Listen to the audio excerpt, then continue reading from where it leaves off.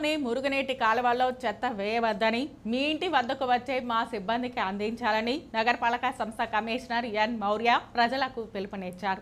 బుధవారం ఉదయం నగరంలోని 2, 3వ వార్డులో ప్రజల నుండి వచ్చిన సమస్యలను అధికారులు ప్రజా ప్రతినిధులతో కలిసి కమిషనర్ పరిశీలించారు. డ్రైనేజీ కాలువల్లో చెత్త ఉండడాన్ని చూసి కాలువల్లో చెత్తను ఎప్పటికప్పుడు తొలగించాలని సిబ్బందిని ఆదేశించారు.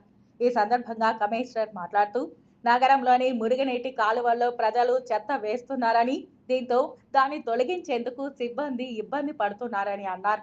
మీ ఇంటి వద్దకు వచ్చే మున్సిపల్ సిబ్బందికి చెత్త ఇచ్చి నగర శుభ్రతకు సహకరించాలని ప్రజలకు పిలుపునిచ్చారు. డ్రైనేజీ కాలువల మరమ్మతులు చేయాలని, వీధి దీపాలు ఏర్పాటు చేయాలని ఇంజనీరింగ్ అధికారులను ఆదేశించారు. తెలుగుగంగ నీటి పైప్ మరమ్మతులు చేసి నీరు వృధా కాకుండా చూడాలని అన్నారు. ముఖ్యంగా ప్రతిరోజు ఇండ్ల వద్ద చెత్త సేకరణ సక్రమంగా నిర్వహించాలని అన్నారు. కమిషనర్ వెంట మున్సిపల్ హెల్త్ ఆఫీసర్ డాక్టర్ యువ అన్వేష్ రెడ్డి, శానిటరీ సూపర్వైజర్ సుమతి తదితరులు ఉన్నారు. స్థానికంగా ఉన్న సమస్యలను పరిష్కరించాలని కోరుతూ టీడీపీ నాయకులు కోడూరు బాలసుబ్రహ్మణ్యం, సిపిఐ నాయకులు చిన్నం పెంచులయ్య, స్థానికులు కమిషనర్ కు వినతి పత్రం అందజేశారు.